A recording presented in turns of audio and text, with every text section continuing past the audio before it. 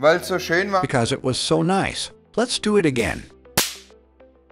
Welcome to episode 17 of our knowledge series, The Basics of Electrostatics. We, Olaf and I, are back again and have brought something nice with us. Pay attention. Yes, Michael. We looked at propagating brush discharges in the last episode, which are extremely dangerous. Now we're doing something that's not entirely safe. We're going to play with 100 kilovolts, really nice flashovers, and different capacities. I just want to show what influence the capacity has on such a flashover. So ein Überschlag. Dazu Let's take a quick look at the theory. I'll need our flip chart again for this. Now let's take a look at how the energy is calculated. The discharge energy is calculated as follows. The energy equal C half times U squared. This means that the voltage squared is included in the calculation. So there is a clear difference between a flashover with 40 kilovolts and a flashover with 100 kilovolts. Only half of the capacity is used, but in this experiment we show how much the half can be. So back to our experiment. We have 100 kilovolts, which is the maximum that our high voltage generator can supply. We have a high voltage cable here with a copper conductor, and I'm going to switch it on with 100 kilovolts. Don't be frightened. It crackles again.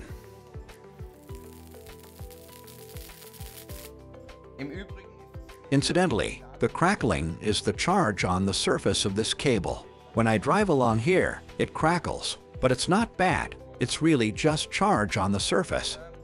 Since our distance at the measuring spark gap is now large enough, there is no flashover, and I now reduce the distance until it pops. So, That was a flashover with 100 kilovolts and with this high voltage cable. I assume we have somewhere around 100 picofarads of capacity in the high voltage cable. And that results in this spark. The energy from our high voltage generator also has an effect, but not as strong because we have a damping resistor in it. This means that we actually decouple the energy that comes from the high voltage generator as far as possible. This means that practically only the capacity that comes after the high voltage generator is discharged. If you would be so kind as to give me the next cable.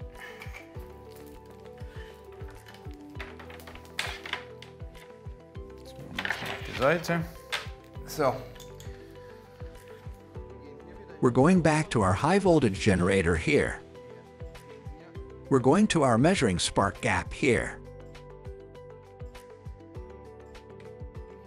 I increase the distance again so that we don't get a flashover at the start.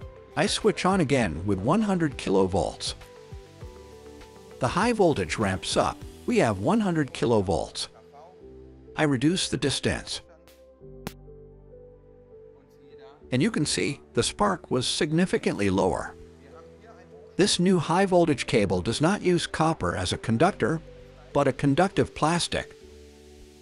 With this type of cable, we have about 50 to 100 kilo ohm per meter. What works like a damping? At painting, powder coating, and flocking technology, we work actually only with a few microamperes. In other words, the voltage drop across the resistor from the cable is negligible because the currents are extremely low. But with a spark, the energy is basically only limited by this resistance. And that's where you notice a clear difference. When we developed the cables back then, we carried out tests on them at the Federal Institute of Physics and Technology in Braunschweig. That was in 1995.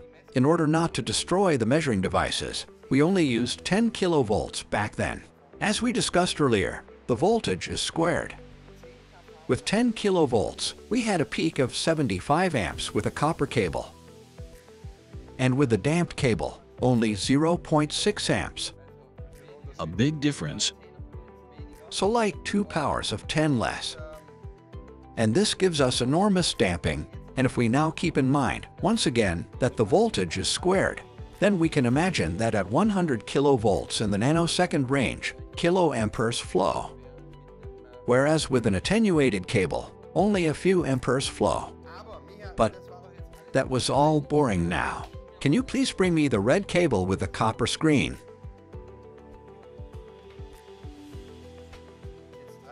Now let's take things to the extreme. I have exactly the same cable here as in the first experiment, except that this cable is covered with a shield. And this shield naturally generates an extremely large capacity on the cable. Of course, we also have to ground the shielding. I increase the distance again so that nothing happens. And we switch on the high voltage.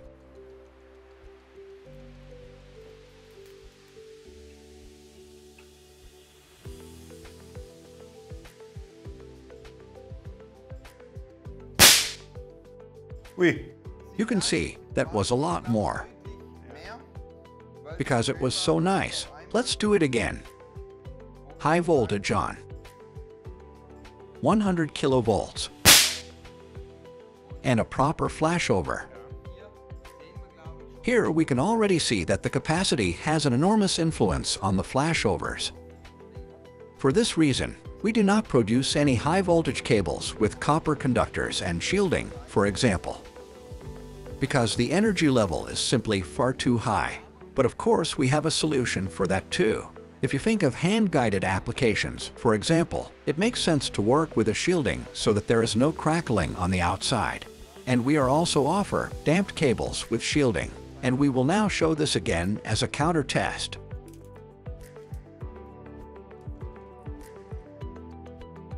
And here too, of course, it is important to ground the shielding. On which side, it doesn't matter. And again, we switch it on. But before we switch it on, and we reduce the distance, so that we really get the full voltage on it. 100 kV are applied. Such a big difference. As you can see, there is a huge difference compared to the other. And yes, it was just important to me to get across the connection with the capacity in the event of flashovers. And what do these damped high voltage cables actually do?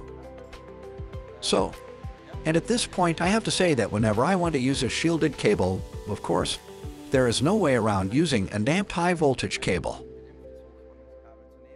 Apart from that, we also say that a damped cable no longer has any disadvantages today. This is because current cables are also resistant to solvents and insulating grease and the like. As a rule of thumb, we can say that whenever we have an application current of less than 500 microamperes, we should use a damped cable. Yes, that's it from my side. I hope it was interesting for you. We get questions about our cables all the time. You could also take a look at our channel, where we also have a special video about our cables and their differences. Olaf explains everything again. And that's it for today. Thank you. See you next time.